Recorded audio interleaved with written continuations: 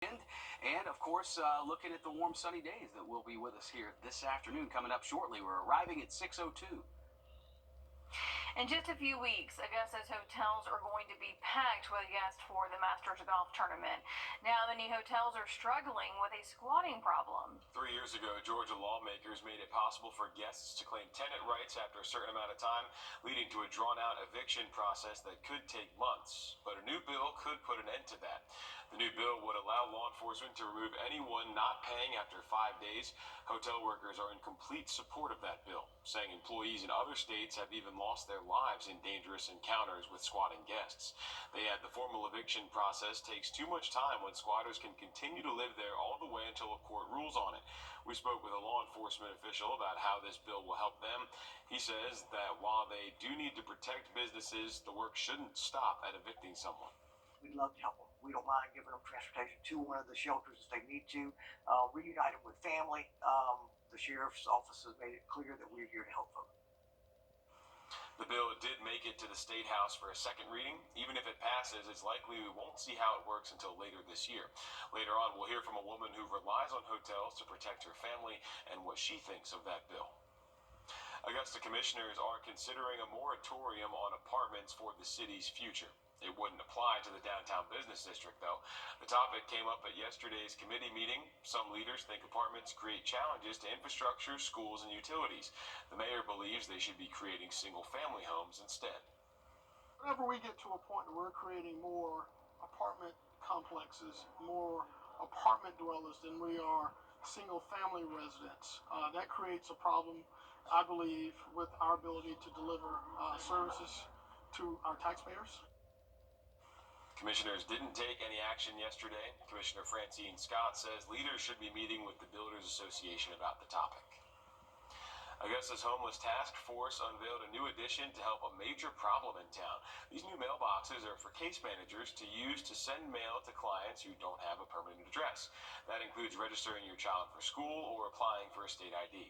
Well, if someone is in need of critical services and they need an address to get an ID card or to get a birth certificate or to get anything that will help them get to that next point in life, and they don't have an address and they will, quite frankly, not get to that next step. This gives them an opportunity to fill a gap that hinders them from getting so many crucial services in this city. It may be housing, it may be healthcare, but now that gap can be filled. The mailboxes are located on Green Street in front of Gap Ministries. If you need to use these mailboxes, we have more information on how to use them on our website, wrdw.com. North Augusta's Public Safety's brand new headquarters has an official opening date. Earlier this week, City Council members said March 21st is the day of the ribbon cutting. The $25 million project was approved back in 2023 as at the intersection of Georgia Avenue and Observatory Avenue. The original date for completion was December, which is when the first staff began the process of moving into the new facilities. An Edgefield inmate is facing a murder charge in the death of another inmate from last year. Cordarius Johnson faces one count of second-degree murder in the death of 36-year-old Joseph Hamilton. It happened at Federal Correctional Institution, Edgefield, in June of last year. Johnson is accused of stabbing Hamilton in the chest. Hamilton died at a hospital from his injuries.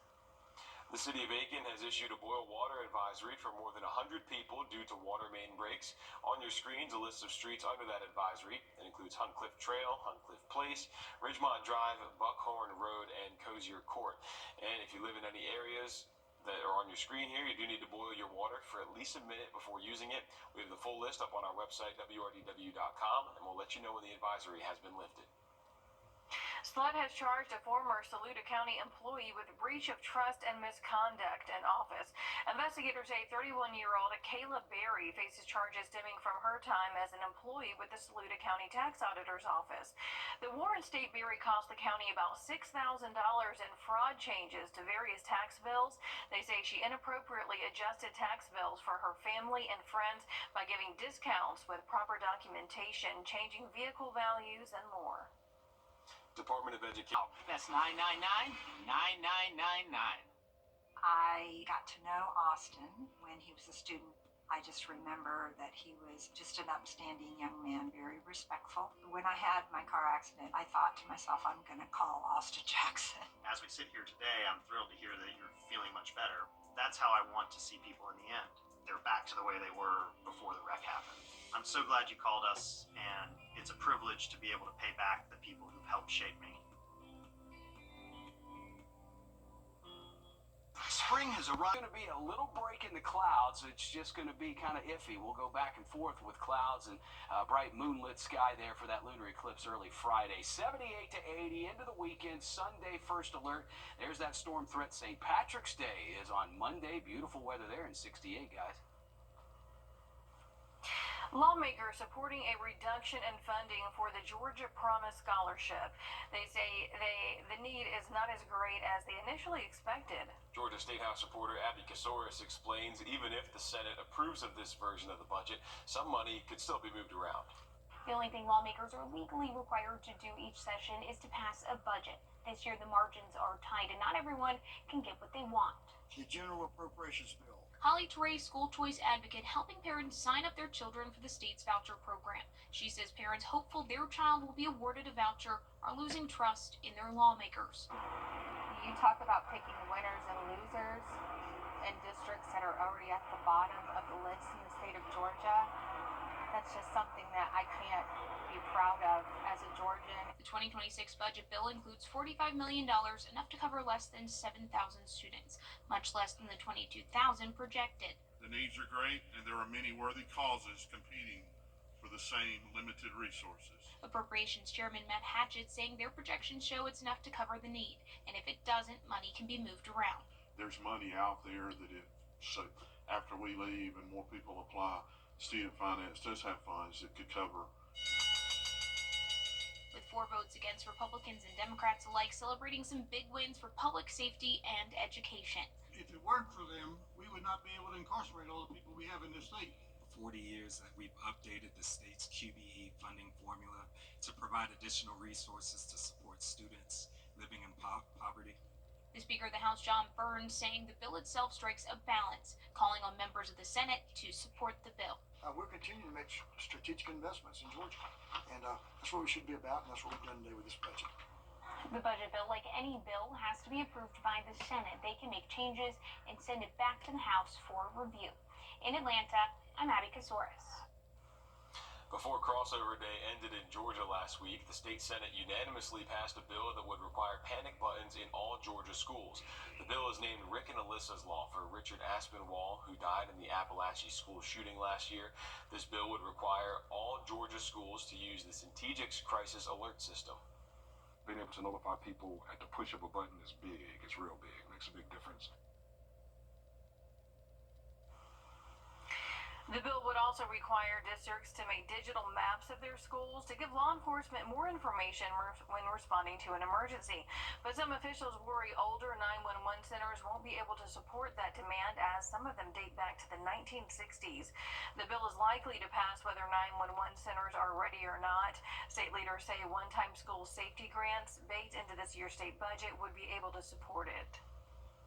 Protests against Tesla continue all over the country, and one Atlanta man is finding his own way to help. He's removing decals from Tesla models. Using a heat gun and adhesive remover, he says they come right off. He's calling it unteslaing a Tesla. I think it looks better. I think it kind of, without the big T there, a frustration with our government, probably in total. Things aren't going super well. Now he's doing it for other people too. He says he knows what he's doing is a small statement, but says it makes him feel like he's doing something to show his support for the protesters. In other parts of the country, people are putting clarifying bumper stickers, distancing themselves from Musk, or selling their cars altogether. One local high school celebrating their win in the state championship with their school yesterday. We're going to have more from that celebration just after the break. And as we head to break, giving you a live look at I-20 now. It is 6:19. It's bow time. While many people don't eat gluten due to celiac disease or an intolerance, those who choose to because they think it's healthier may want to rethink that. Many stores across the country are filled with gluten-free options for almost anything now, but a new study at Clemson University finds gluten-free foods are usually higher in sugar and calories and lower in protein and fiber. And they do that mostly to bulk up the food and kind of make it taste similar to a not so gluten-free item. We as human beings actually grew up with these grains because when we were evolving 10,000 years ago, like in the Middle East, these were the grains around. So humans are very much adapted. So we cannot just come forward and remove them completely from our diets. Doctors say to check the nutrition label before buying anything that says gluten-free.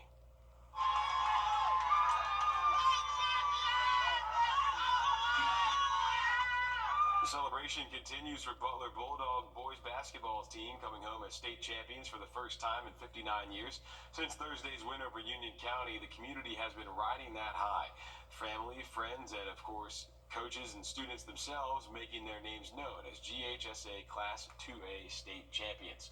Butler celebrations continued yesterday with a school-wide pep rally to show their Bulldog pride. Wrdw takes us there. All throughout the season, these stands have been filled with fans and loved ones cheering on the Bulldogs, and leading up to this moment, being able to cut down the net and say that they were the first team at Butler to win the state championship after 59 years. It's been decades in the making.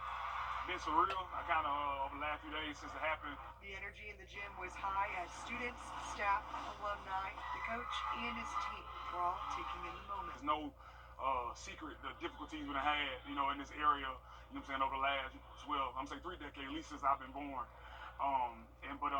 Like I said, early in the state title game, just don't count us out, man. And I believe, what can be done in this community as a whole, not just on the basketball court. While also remembering how he got there, growing up in Augusta and even being a student at Butler himself. I just hope that all of this celebration and pageantry, hoopla, I just hope it's a testament and it's evidence to our community of what we can accomplish together.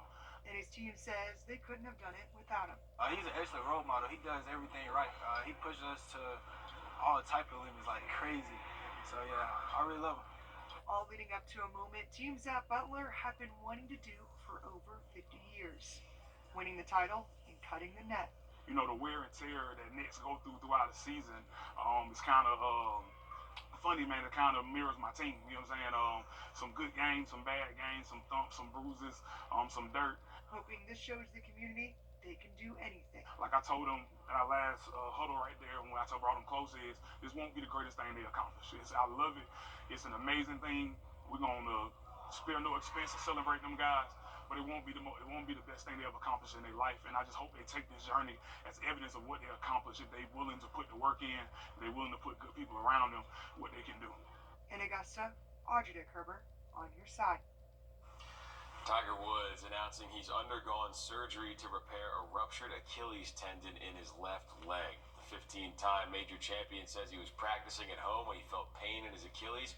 This happened a month before this year's Masters tournament. Now, while there isn't an exact timeline for when he'll be back, ruptured Achilles tendon recovery typically takes 4 to 6 months, meaning he's likely going to miss this year's tournament. He last played on March 4th in the TGL regular season finale. People will still be picking him to win, though. He won't even show up.